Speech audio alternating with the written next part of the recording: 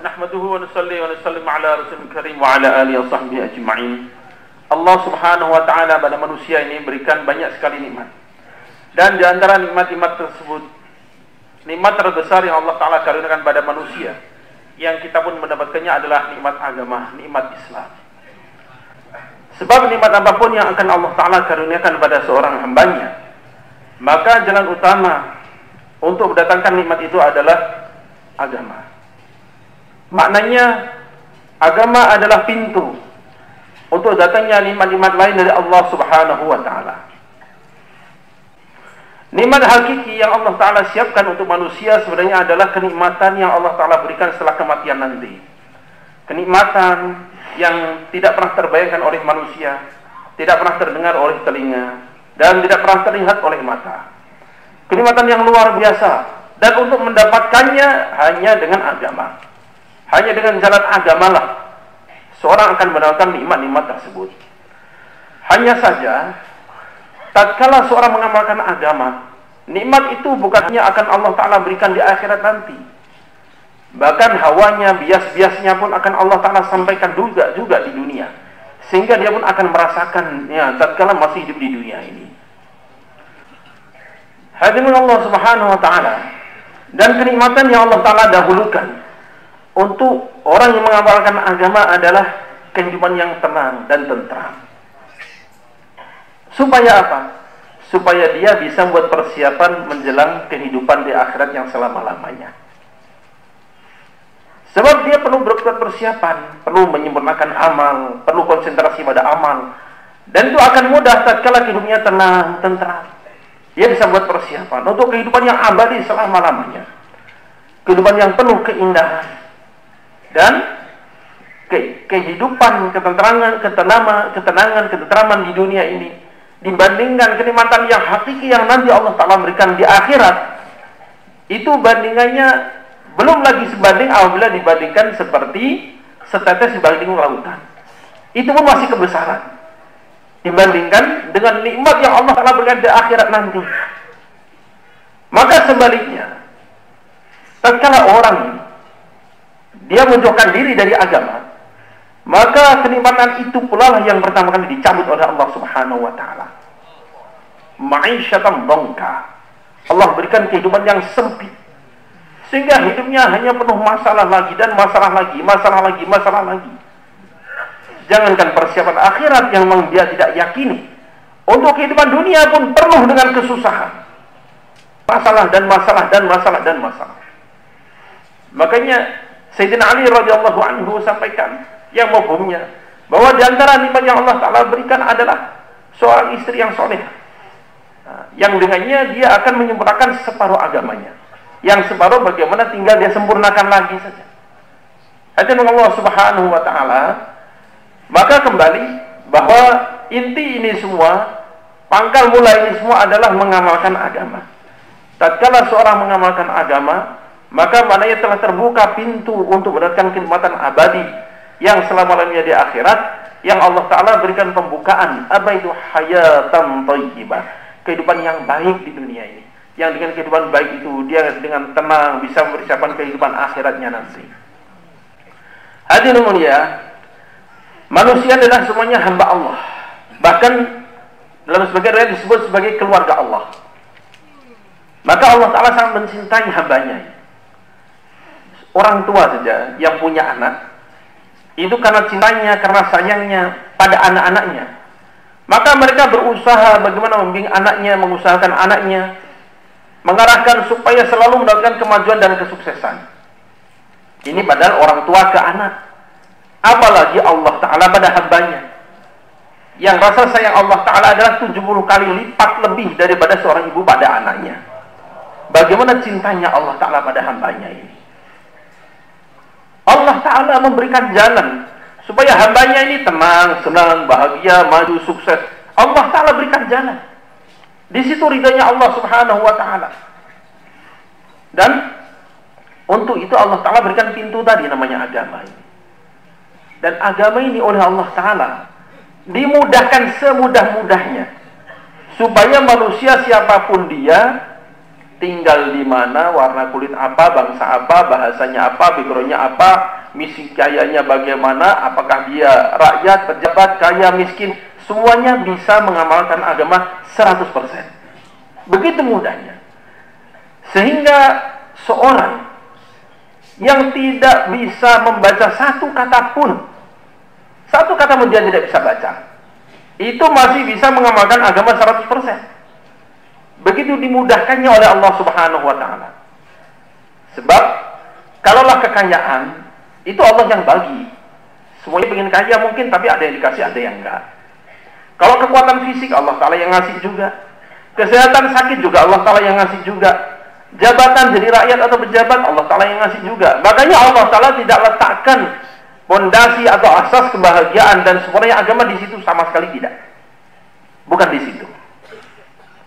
Tapi Allah Ta'ala berikan kesempatan yang sama pada semua orang, pada semua hambanya. Hanya saja untuk ke sana perlu sedikit usaha. Dan untuk usaha itulah diadakan majelis-majelis, majma' seperti ini, usaha gerak dan sebagainya. Itu adalah dalam rangka supaya kita usaha mudah mengamalkan agama secara sempurna dalam kehidupan kita. Termasuk yang sedang kita adakan sekarang ini. Hari ini manusia semuanya, kurang lebih semuanya, tidak ada yang berdiam diri untuk tidak berusaha. Semuanya berusaha. Ada yang pagi berangkat, ada yang siang berangkat, ada yang malam berangkat, sore baru berangkat. Berangkatnya ke tempat berbeda-beda. Ada yang ke kantor, ada yang ke pasar, ada yang ke sawah, ada yang ke kebun, ada yang ke pantai dan sebagainya. Berbagai macam kegiatan mereka buat, berbagai macam usaha mereka lakukan. Dan andaikan semuanya ditanya, untuk apa itu? Jawabannya sama. Supaya bahagia. Supaya bahagia. Semuanya sama jawabannya. Ada Allah Subhanahu wa Ta'ala. Dan Allah Subhanahu wa Ta'ala memberikan pada kita usaha yang sangat mulia ini. Adalah supaya kita melakukan kemajuan dalam usaha kita. Seorang ayah, seorang ibu pengen anaknya maju. Ada peningkatan terus seperti itu. Apalagi Allah Ta'ala yang maha penyayang, yang tadi disampaikan kasih sayangnya 70 kali lipat lebih daripada seorang ibu pada anaknya. Betapa sangat sukanya Allah Ta'ala kalau hambanya ini maju semuanya. Maka bisa dipastikan tatkala kita bergerak dalam usaha yang mulia ini, Allah Ta'ala akan majukan kita dengan catatan arahnya benar. Apa maksud arahnya benar ini? Kita buat usaha dengan asas bahwa sebagaimana kita ingin bahagia, kita inginkan juga seluruh hamba Allah pun bahagia. Bukan hanya kita sendiri.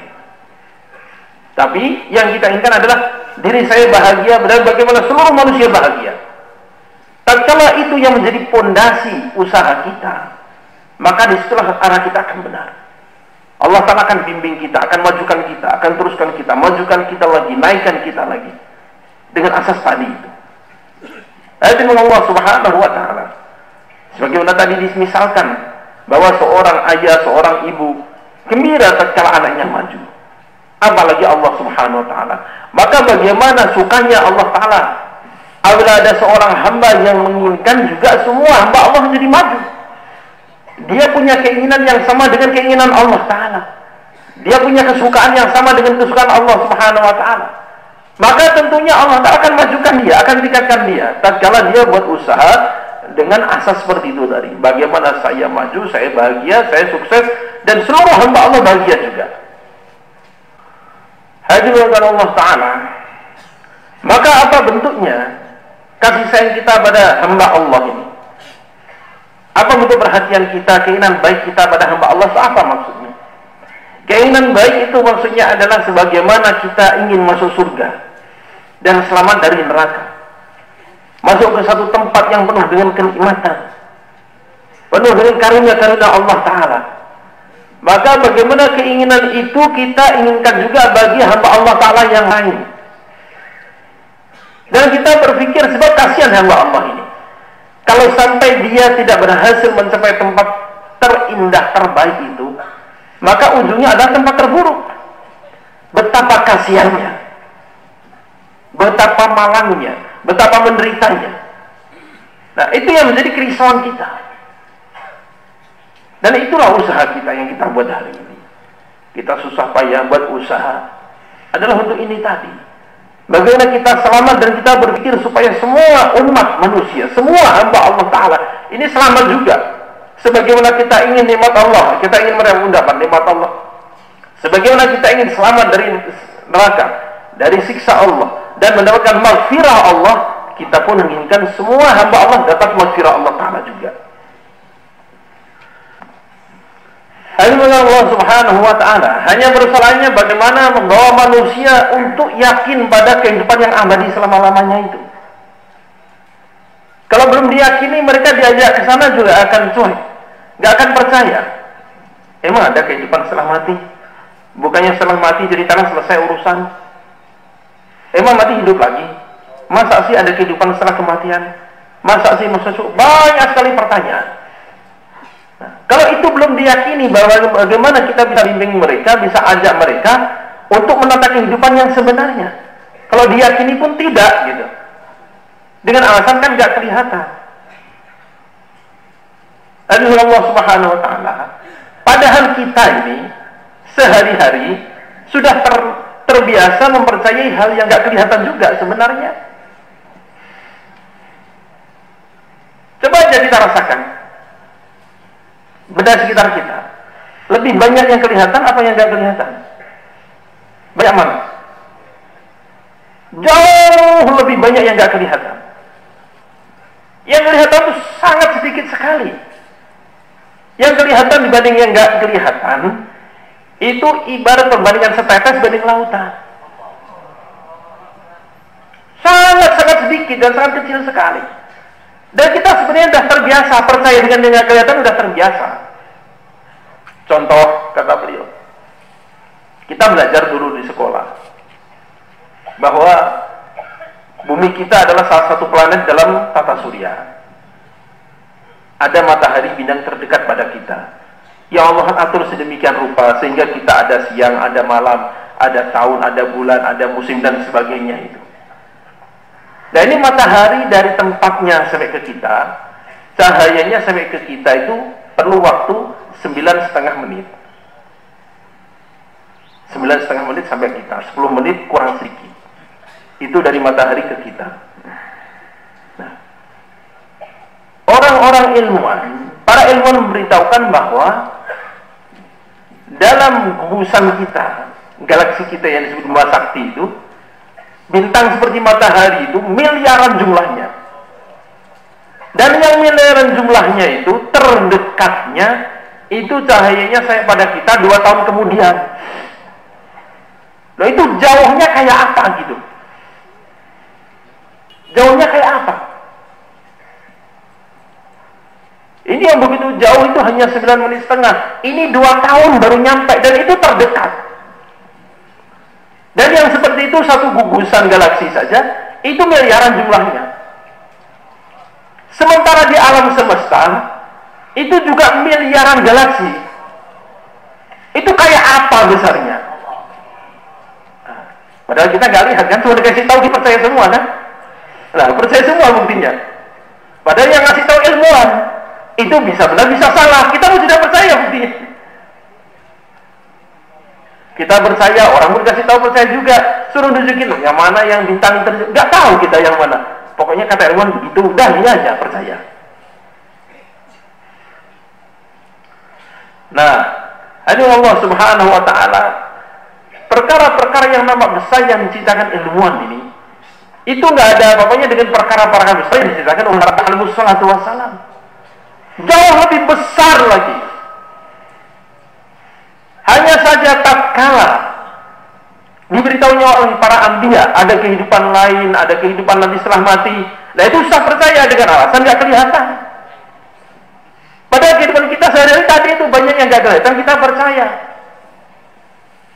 Tapi tatkala dikasih tahu oleh para anbiya alaihi wasallam jadi nggak percaya. Sedangkan dalam kehidupan manusia sehari-hari ini, dia biasa hidup bukan hanya mengandalkan apa yang dilihat, kan? Dia juga hidup dengan pedoman perkara yang dia nggak lihat, tapi dia dengar, dia percaya. Ini kabarnya begini, obat ini begini, ini begini. Nggak dilihat buktinya, percaya aja dia kerjakan. Jadi andaikan manusia ini hidupnya harus selalu tes dulu, lihat dulu, baru dia kerjakan, betapa susahnya hidupnya. Dan itu bukan fitrah manusia. Harus lihat dulu baru percaya, itu bukan fitrah manusia. Ya. Percaya, kerjakan. Percaya, kerjakan. Mayoritas urusan kita begitu sehari-hari. Nggak lihat dulu, nggak minta pembuktian dulu. Main percaya aja. Dan itu udah puluhan tahun begitu. Hanya saja tatkala berita ghaibnya adalah tentang akhirat, tentang surga, tentang neraka, ini manusia jadi agak susah. Maka karena itulah Allah Subhanahu wa taala utus para anbiya alaihi salatu wassalam untuk menyampaikan perkara ghaib yang paling agung ini. Perkara ghaib yang paling besar, yang paling pasti. Yang disampaikan oleh ilmuwan, para saintis, itu masih bisa benar, bisa salah. Bisa iya, bisa enggak. Tapi orang percaya saja. Hasil obat ini, formulasi kimia begini, misalnya hasilnya begini, percaya aja dikerjakan. Padahal bisa salah juga dan terbukti berkali-kali salah juga. Tapi orang mau saja. Sedangkan yang berita yang dibawa oleh para anbiya alaihi salatu wassalam itu 100% betul, gak mungkin meleset sama sekali. Semuanya begitu. Pasti. Hanya saja memang itu perlu perjuangan. Makanya untuk membawa ke sana Allah SWT utus para anbiya alaihi salatu wassalam, dan yang pertama kali disampaikan adalah iman bil ghaib tadi. Nabiullah Adam alaihi salatu wassalam, beliau kan sebelum turun di bumi tinggal di surga. Kenikmatan surga beliau rasakan, beliau saksikan. Beliau rasakan, beliau beliau saksikan. Kemudian beliau turun ke dunia, lalu punya keturunan. Maka beliau juga diutus sebagai nabi untuk keturunan beliau. Beliau ceritakan bahwa ada kehidupan lain namanya di akhirat. Ada kehidupan lain yang indah namanya surga. Kehidupan yang sebenarnya, keindahan, kenikmatan yang sebenarnya di sana tempatnya. Itu saja, ya, itu saja. Baru keturunan Nabi Adam alaihissalam dikasih tahu saja sudah terbagi dua. Sebagian percaya, sebagian nggak percaya. Itu padahal yang cerita bapaknya sendiri, yang pernah merasakan sendiri tinggal di surga. Itu sudah nggak percaya, sudah nggak percaya. Ada yang ya percaya, akhirnya beriman. Tapi ada juga ya enggak lah, kehidupannya ini yang sebenarnya. Kehidupan ya ini kehidupan, ya ini kehidupan yang depan mata ini. Itu kan nggak kelihatan. Itu baru keturunan Nabi Adam alaihissalam yang ketemu dengan orang yang mengalami langsung tinggal di surga. Ngasih tahu nggak dipercaya? Allah. Aduh, Allah Subhanahu wa taala. Dan demikian silsilah para anbiya alaihissalam dijalankan oleh Allah taala hingga ditutup oleh Sayyidina Rasulullah sallallahu alaihi wasallam. Di antara beliau berdua 124.000 nabi, dan isi dakwahnya sama. Apa? Mengajak itu bagian di akhirat. Kenapa? Karena sumbernya sama dari Allah taala. Cuma memang begitu, jawaban manusia kurang lebih sama. Mereka umumnya lebih mengutamakan kehidupan dunia. Bal tu'thiruna hayatad dunya wal akhiratu khairu wa abqa. Inna hadza la fi suhufil ula, sufi Ibrahim wa Musa. Emang dari dulu ceritanya begitu. Tatkala dikasih tahu diajarkan akhiratnya terbagi dua, udah dari dulu. Nabi Adam AS ngasih tahu aja nggak semuanya percaya. Tapi ini bukti bahwa para anbiya alaihi salatu wassalam adalah utusan Allah. Apa buktinya? Perkataannya sama, seragam. Apa? Ngajak beriman pada akhirat, ngajak bahagia akhirat lebih dahulu. Beda dengan orang-orang dunia. Mereka menjanjikan kebahagiaan dengan cara pikir mereka, dan semuanya beda. Mengkampanyekan kebahagiaan dalam ini, yang lain di sini, yang lain di sini, yang lain di sini, beda semua. Tapi kalau para anbiya alaihi salatu wassalam sama. Kalamnya sama, dakwahnya sama. Yang ngasih Allah Ta'ala. Allah Ta'ala yang menciptakan. Ala ya'lam man khalaq wa huwa latiful khabir. Masa Allah yang menciptakan enggak tahu? Allah yang menciptakan, ya Allah yang paling tahu keperluan manusia paling utama itu apa? Kebahagiaannya di mana? Yang paling tahu siapa? Ya Allah Ta'ala. Karena yang buat adalah Allah Ta'ala. Dan Allah Ta'ala berikan itu pada para Nabi alaihi wasallam supaya disampaikan pada seluruh makhluknya. Disampaikan pada seluruh hamba Allah Ta'ala. Bahwa kebahagiaan kalian yang hakiki itu di sana, di surga itu. Itulah kebahagiaan yang kalian cari yang sebenarnya. Kesulitannya di sana itu. Pada Nabi alaihi wasallam itu dakwahnya sama.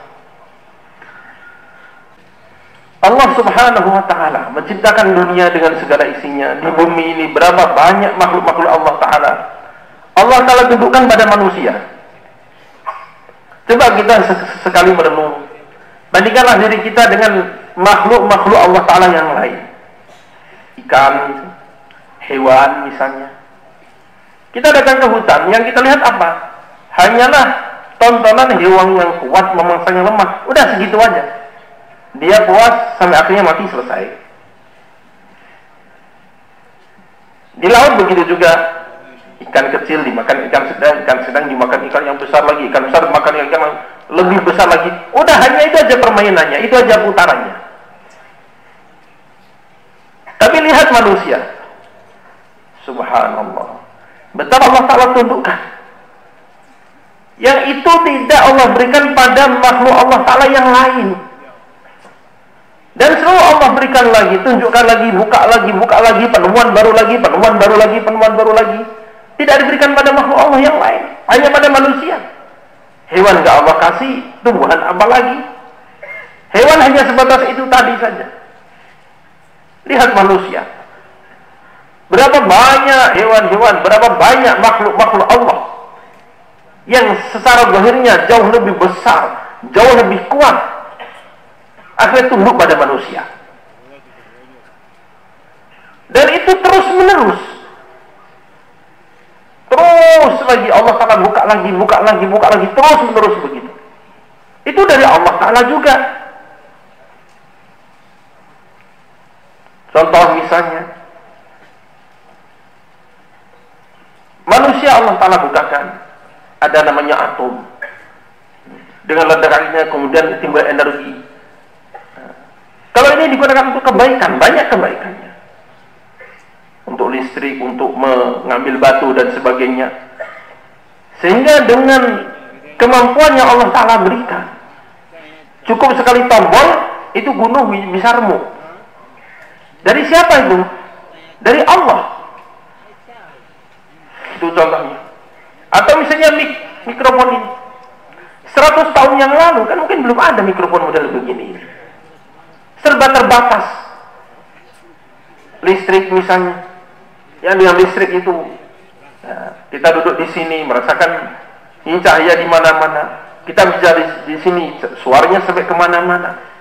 Itu kan dari Allah Ta'ala juga. Allah Ta'ala bukakan pada manusia.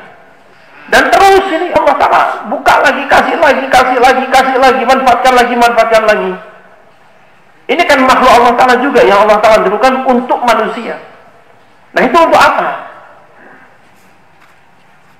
Supaya manusia punya perasaan betapa baiknya Allah Ta'ala. Kok semuanya ditindakan untuk manusia sih? Betapa baiknya Allah Ta'ala.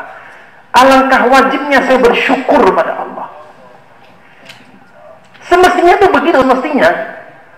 Kalau orang mau berpikir, semestinya begitu. Betapa baiknya Allah Ta'ala. Betapa banyak karunia Allah Ta'ala. Betapa banyak pemberian Allah Ta'ala. Terus saya harus gimana? Ya bersyukur. Kan mestinya begitu. Tapi kenyataannya kebanyakan enggak begitu. Justru nikmat-nikmat yang begini banyak tadi disebutkan contoh tadi, justru bukan untuk kebaikan. Teknologi atom malah untuk membinasakan manusia. Listrik dan sebagainya malah untuk menentang Allah Ta'ala, untuk maksiat pada Allah Ta'ala. Itu Allah Subhanahu wa Ta'ala. Kalau benda-benda tadi itu Allah Ta'ala ciptakan untuk berkhidmat pada manusia, Sedangkan benda itu jauh lebih sederhana daripada manusia. Allah ciptakan ada fungsinya. Apa mungkin manusia yang begitu mulia Allah Ta'ala ciptakan tanpa fungsi? Apa mungkin manusia yang begitu hebat Allah berikan kehebatan-kehebatan tadi Allah Ta'ala ciptakan tanpa arah? Kan itu suatu yang sangat tidak mungkin gitu. Lalu untuk apa manusia diciptakan? Untuk kenal Allah, untuk dekat pada Allah, untuk dapat ridha Allah. Itulah maksud manusia. Itu maksud manusia. Dan untuk memudahkan mereka menuju arah itu, Allah ciptakan alam semesta ini tadi dengan berbagai macam fasilitas, benda-benda makhluk-makhluk yang Allah Ta'ala buat di dalamnya, supaya manusia bisa dengan tenang menggunakan ini semua untuk mendekat pada Allah, untuk mengenal Allah, untuk dapat ridha Allah Subhanahu wa Ta'ala. Dengan Allah Subhanahu wa Ta'ala. Cuma kebanyakan manusia belum mengarah ke sana. Justru dia puas-puasan untuk kepentingan sendiri, untuk keinginan sendiri yang dia mau. Makanya untuk mengarahkan hidup manusia inilah para anbiya alaihi wasallam diutus. Supaya dia ngerti untuk apa dia hidup di dunia ini, mau kemana. Kalau dia tepat menggunakannya ini, Masya Allah, maka kebahagiaan akhirat didapat, kebahagiaan dunia Allah Ta'ala janjikan juga. Dan itu yang sebenarnya menjadi target kehidupan seluruh manusia. Hanya saja untuk menuju ke arah sana perlu perjuangan, perlu usaha. Dan itulah usaha para anbiya alaihi wassalam. Itulah usaha yang ingin kita belajar hari ini. Yang itu mulainya adalah seperti awal disampaikan tadi, memberitahukan, menyampaikan, meyakinkan pada manusia bahwa kebahagiaan yang sebenarnya, kesuksesan yang sebenarnya adalah akhirat. Dan itu Allah Ta'ala berikan tatkala Allah Ta'ala ridho, tatkala Allah Ta'ala cinta pada kita, tatkala Allah Ta'ala suka dengan amal-amal kita, tatkala kita dekat pada Allah Subhanahu wa Ta'ala, dan sarananya Allah Ta'ala telah bentangkan di depan mata kita, tinggal digunakan sesuai dengan yang Allah Ta'ala tuntunkan, dengan yang Rasulullah dan para anbiya alaihi wasallam contohkan, maka kita dapat dunia, akhirat pun dapat. Akhirat yang asli, dunia Allah Ta'ala berikan tambahannya. Setiap detik dalam kehidupan manusia ini sangat bernilai, sangat berarti. Setiap detik yang dilaluinya ini. Hanya saja ini akan dirasakan oleh orang yang mengusahakan. Dan detik demi detik, menit demi menit yang Allah Ta'ala hadiahkan ini waktunya terbatas juga. Nggak tahu kapan selesainya. Dan pasti selesai. Di dunia ini pasti ada selesainya. Kehidupan ini roni, nggak pasti, nggak yakini, nggak. Roni dia, bisa iya, bisa enggak. Bisa masih hidup, bisa enggak. Besok masih hidup enggak? Belum tentu. Mungkin ya, mungkin enggak. Tapi kalau datangnya kematian itu pasti. Hatta ya'tiyakal yakin, makanya. Yakin adalah kematian, itu suatu yang pasti. Datangnya kematian maknanya habisnya kesempatan tadi. Hadirin mulia, kesempatan yang Allah Ta'ala berikan ini, tatkala berjalan, waktu makin berkurang, umur makin berkurang, maka hasilnya hanya dua saja. Makin mendekatkan pada Allah atau makin jauh dari Allah. Mendatangkan tambahan ridha Allah atau justru murka Allah. Itu saja. Detik demi detik, menit demi menit. Kalau nggak ini ya ini, gitu saja udah hasilnya. Maka tatkala orang mengusahakan waktunya, dia akan tahu nilai waktunya. Betapa mahalnya waktu yang Allah berikan itu ternyata tatkala diusahakan. Kalau nggak diusahakan dia merasa selewatnya aja. Padahal ini sangat mahal. Waktu ini sangat mahal. Hadirin Allah Subhanahu wa Ta'ala. Dan Allah Ta'ala telah memberikan kita satu usaha. Usaha yang sangat mulia. Usaha yang sangat menguntungkan untuk menggunakan waktu kita tadi. Usaha yang keuntungannya sangat besar. Orang akan mengutamakan, memprioritaskan usaha kalau ada berapa itu kan ngitung keuntungannya.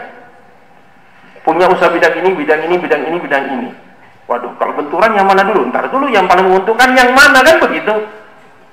Maka yang menguntungkan itu akan dipegang. Nah, ini gak apa-apa, rugi dikit, ruginya juga kecil. Ini yang gede, jangan rugi, kan begitu. Kenapa? Karena yang itu untung rugi. Nah, tatkala orang tahu bahwa usaha dakwah ini menguntungkan, dia nggak akan tinggalkan. dia akan pegangi itu. Ini keuntungannya paling besar. Di antara sekian banyak macam usaha saya, ya ini yang labanya paling gede itu ya ini gitu.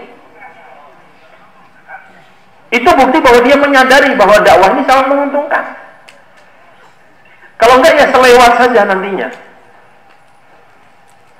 Karena begitu mulianya usaha ini, Allah Ta'ala utus para anbiya alaihissalam dengan usaha ini. Usaha yang membuat waktu kita berharga, hidup kita berharga, tujuan kita jelas, kecintaan Allah Ta'ala bertambah, dan membawa orang supaya juga dicintai Allah Ta'ala, membawa orang supaya tahu maksud hidupnya, membawa orang supaya tahu arah hidupnya mau kemana, membawa orang supaya tahu apa kebahagiaan hakiki yang sebenarnya. Dan ini usaha yang paling menguntungkan. Dan kalau orang tahu bahwa usahanya itu hasilnya besar, labanya gede, maka dia nggak akan mikir-mikir gimana kasih waktu, jangan, nggak akan mikir gitu. Sudah otomatis itu. Loh, ini yang menguntungkan, kenapa tidak kan gitu. Ini yang menguntungkan, ya itu yang saya geluti. Dia akan jaga betul itu, jangan sampai lepas. Kenapa? Ini usaha paling menguntungkan. Seperti tadi permisalannya, punya beberapa macam usaha, ada pabrik misalnya, ada toko, ada kebun dan sebagainya. Dia akan berhitung ini. Yang paling menguntungkan mana ini? Income paling gede dari mana? Dapatnya yang mana ini? Oh yang ini. Oh, udah, itu yang diutamakan. Yang lain itu hanya tambahan bonus-bonus aja. Dan itu nggak akan dilepas. Yang lain kadang dikerjakan, kadang enggak. Kadang dibuat, kadang enggak. Karena untungnya nggak gede, ruginya pun nggak gede. Tapi kalau ini kelewat sehari misalnya, oh ini rugi banyak ini, makanya dipegang terus. Itu pengusaha begitu mikirnya. Nah, kita oleh Allah Ta'ala dikasih usaha yang lebih-lebih dari semua usaha. Usaha dakwah, usaha para anbiya alaihi salatu wassalam yang keuntungannya tidak bisa digambarkan. Maka tatkala kita yakin bahwa ini yang paling menguntungkan untuk kehidupan saya, untuk dunia saya, untuk akhirat saya, untuk seluruh umat manusia juga, maka bagi kita akan sangat mudah memberikan waktu untuk ini, insyaallah. Maka dalam menggunakan waktu ini hanya dua jalan tadi. Jalan yang mendekatkan kepada Allah, yakni jalan sesuai dengan perintah Allah, atau jalan yang menjauhkan dari Allah. Karena itu adalah jalan dorongan nafsu dan setan. Hanya dua itu, kalau nggak kesana kesini. Itu kehidupan kita dan itulah waktu-waktu kita. Beliau berikan gambaran waktu kami masih belajar di kampus. Saya datang ke warung begitu. Di sana cai umumnya. Kalau kita kafe apa, kopi, warung kopi di sana cai begitu. Ada teman saya mahasiswa, habis minum cai itu masih di situ. Ngobrol nggak selesai, padahal cainya udah habis. Saya tanya loh, di sini mau ngapain tadi? Minum cai. Dan terus, ya udah selesai. Dan terus ngapain masih di sini? Ya ngabisin waktu aja, ngabisin waktu saja. Hanya untuk menghabiskan waktu saja. Itu jawabannya. Berarti dia punya waktu kosong, punya waktu nganggur. Makanya untuk menghabiskannya dipakai hal yang nggak jelas gunanya tadi. Sebab andaikan hanya untuk minum cai, 5 menit selesai, udah selesai. Tapi ini kan enggak. Setelah selesai masih cerita kesana kemari yang dia pun hanya bilangnya tadi untuk menghabisin waktunya. Maka sudah, setelah itu di kamar, di asrama gitu saya ngobrol. Ini kita kan sebentar lagi ada kesempatan. Saya pengen ngajak kamu keluar. Keluar? Wah, kamu mau bawa kemana saya nanti? Wah, susah itu. Saya nggak punya waktu. Nah, tadi bilang ngabisin waktu, sekarang begitu diajak kebaikan bilang nggak punya waktu. Ada nggak begitu? Aduh Allah SWT, kenapa kok begitu? Kenapa kok begitu? Sebagai ujian bagi manusia, ada nafsu, ada setan. Mereka kerjasama, kolaborasi nih nafsu dengan setan ini. Untuk apa? Segala sesuatu yang mendatangkan manfaat, ini dibuat tidak menarik. Gak menarik aja, seolah merugikan. Sengsara, gak enak, merugikan. Tidak menarik aja pokoknya. Tapi yang merugikan malah menarik. Betah di situ berhari-hari karena bertahun-tahun dilewati untung itu nggak terasa. Seolah udah bener gitu. Padahal di situ. Itu kerjanya setan begitu. Dan di sini manusia banyak tertipu. Sehingga waktunya yang tiap detiknya sangat berharga tadi akhirnya digunakan untuk perkara yang nanti di akhirat akan dia sesali. Sehingga Allah Ta'ala ceritakan dalam Al-Quranul Karim, nanti di akhirat tatkala sudah dia dapatkan di depannya neraka, gara-gara dia ikut setan, dia komplain, ya Allah, mana setan itu gara-gara dia saya jadi begini. Maka setan dengan tenangnya menghadapi komplain manusia yang mau ke nerakanya. Wa ma alaikum sultan illa an da'utukum. Saya tuh nggak bisa maksa kalian, saya hanya ngajak. Kan hanya ngajak, apa saja tuli kalian mau. Ya udah, jangan salahkan saya. Innallahu wa'adun wa'adal haqq wa'adtukum. Kan Allah ngasih janji, aku pun ngasih janji juga. Kamu ikut janji saya, ya begini akibatnya. Itu kan pilihan kamu. Kita pilih yang mana? Aduh, Allah Subhanahu wa ta'ala. Nah, ini setan dan nafsu ini kerja terus-menerus pada manusia, nggak berhenti. Sehingga karena kerja kerasnya tadi, manusia banyak bingung menentukan arah hidupnya, nggak tahu hidup mau kemana, mana yang menguntungkan, yang merugikan, saya nggak bisa membedakan. Makanya Allah Ta'ala kirim para anbiya alaihi salatu wassalam, misinya tadi membawa manusia ke jalan yang benar, jalan perintah Allah, jalan yang menguntungkan hidupnya, jalan akan mendatangkan keuntungan dunia akhirat, mendatangkan kebahagiaan hakiki dunia akhirat. Karena begitu mulianya misi ini, makanya Allah Ta'ala berikan hadiah yang tak tanggung-tanggung pada manusia. Bayangkan orang lagi keluar jalan Allah Subhanahu wa ta'ala, dia ucapkan subhanallah 1 detik, kalau 1 detik setengah, yaitu kalau dipakai ngobrol ke sana kemari dapat apa?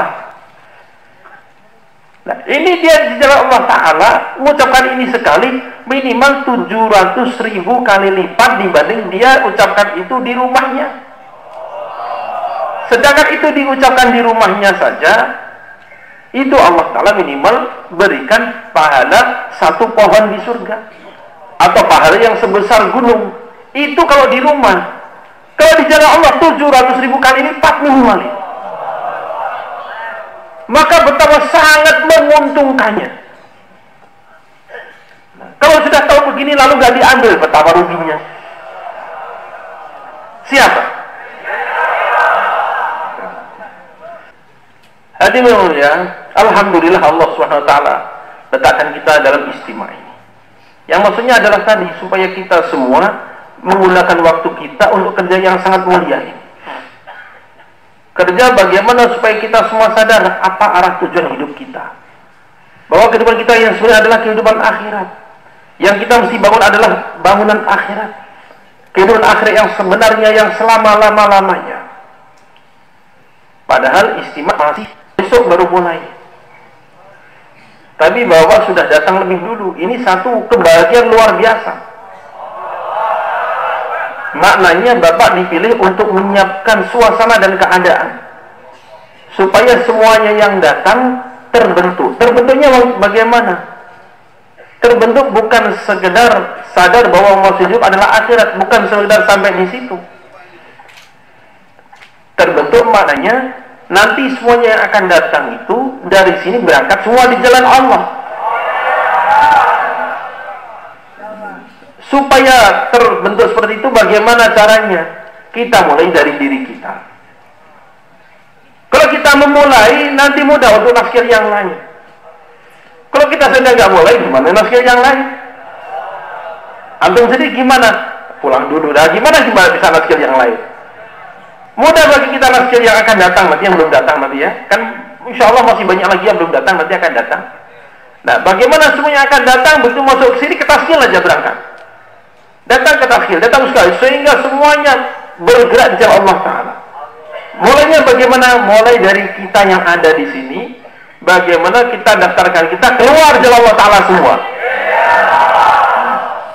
Nah, tolong tawajuh ya, pertanyaan atau taskilan pertama ini. siapa yang dari istimewa ini akan keluar 4 bulan satu jamaah dari masjidnya sendiri. Itu dulu yang berdiri, Pak. Baru nanti yang lain, itu dulu. Yang dari istimewa ini satu jamaah utuh dari masjidnya 4 bulan. Silakan, Pak. Coba dinampakkan mana yang satu jamaah 4 bulan dari masjidnya sendiri. Masya Allah, बताइए. Silakan, Pak, silakan. Baru satu ini. भाई लिखना खड़े हो जाओ. Masya Allah. Mana tim taskil ini? Kok nggak ada di tengah-tengah, nggak ada tim taskilnya ini? Masya Allah. Di tengah-tengah nggak ada tim taskil. जी, क्या नाम है? Siapa namanya, Pak? Faisal dari mana itu? Magelang. Dari masjidnya sendiri. Semoga Allah terima. Yang lain, Pak, yang dari masjidnya sendiri, Pak. Silakan, Pak. उधर भी बता रहे हैं. दूर से आवाज आनी. Masya Allah, berdiri, Pak, berdiri, sebutkan namanya. Bentuk jemaah 4 bulan berangkat dari sini, dari masjidnya sendiri satu jemaah utuh. Masya Allah, semoga Allah terima. Irian Mansur dari Jayapura, Masya Allah. Yang lain, Pak? Yang lain, Pak, yang satu jemaah utuh 4 bulan dari masjidnya sendiri. Percontohan ini soalnya. Silakan, Pak. Jamaah 4 bulan dari masjidnya sendiri. हमें ये बताया है कि 500 जमातें नकद निकालनी है यहाँ से इज्तिमा से. Kita akan targetnya berapa jamaah enggak? यानी 5000 आदमी तो नकद निकलेंगे. Targetnya kita 500 jamaah. Berapa? 500 jamaah. 500 jamaah maknanya kurang lebih berapa orang, Pak? 5.000 orang berangkat di jalan Allah, Pak. बताएं और इरादे करें. Silakan sekarang yang niat-niat, Pak, yang akan berangkat dari sini. Silakan, Pak. Masya Allah. Yang niat untuk berangkat negeri Jawa, silakan. Setelah PB 4 bulan, silakan, Pak. Niat berangkat, silakan, Pak. Daftarkan yang. Silakan, Pak. Negeri Jawa, Pak. Silakan berdiri, Pak. Yang sudah India, Pakistan, Bangladesh 4 bulan, silakan berdiri, Pak. Untuk daftar negeri Jawa. Bismillah. Bismillah, Pak. Masya Allah. Bismillah, Pak. Bismillah, Pak. 4 bulan negeri Jawa, Pak. Bismillah. Silakan daftar untuk negeri Jawa. Tasnya, Masya Allah, Masya Allah. Silakan, Pak. Bagi yang belum daftar, Sejauh-jauhnya, selama-lamanya, Pak. Ke Taskil pusat, Pak. Gimana tim? Ya. Tolong kasih jalan, Pak. Kasih jalan. Tolong kasih jalan, Pak. Di tengah buka jalan, Pak. Tengah buka jalan, Pak. Tengah buka jalan, Pak. Tolong tengah buka jalan. Silakan, Pak. Beri. Tolong tengah buka jalan, Pak. Negeri Jawa, Pak. Silakan. Supaya mudah daftar pada tim taskil.